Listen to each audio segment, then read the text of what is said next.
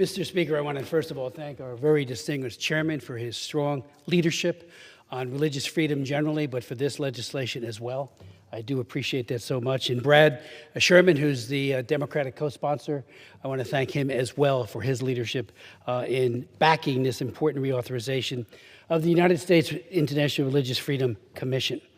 As I think members know, USCIRF was created, the acronym, of course, we all use for the Commission, by Congress to protect religious freedom through the International Religious Freedom Act of 1998, an historic landmark law authored by Frank Wolf in 1998.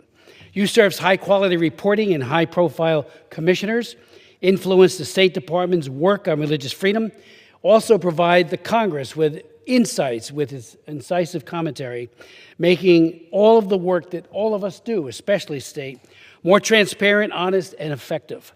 The Commission defends the universal right to freedom of religion abroad.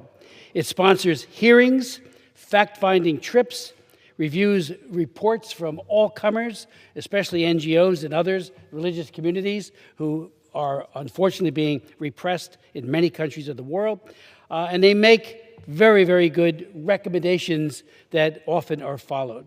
I would also point out that I've probably chaired more than 700 hearings on human rights over these years. I've been here since the year 1980.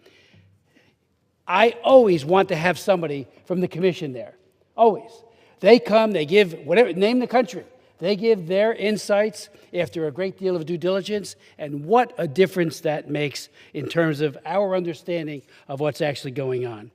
USCIRF commissioners are appointed by the President and the congressional leadership. There's 9 of them, of both parties, so it's totally bipartisan.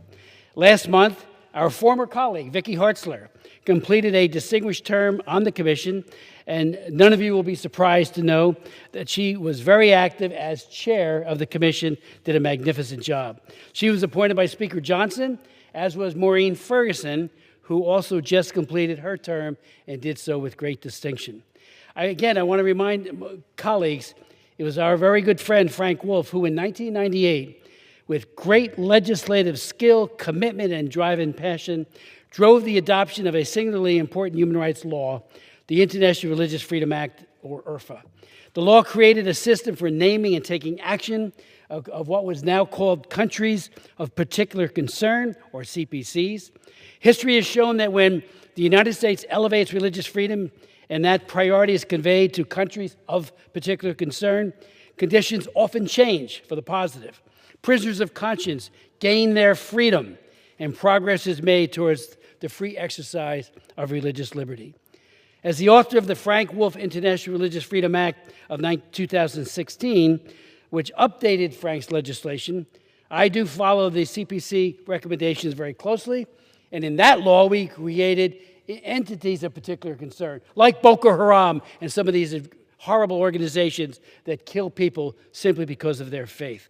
The USCIRF acts as a true watchdog, recommending with incisive commentary that the State Department designated countries, really, that they not leave somebody off because of political considerations.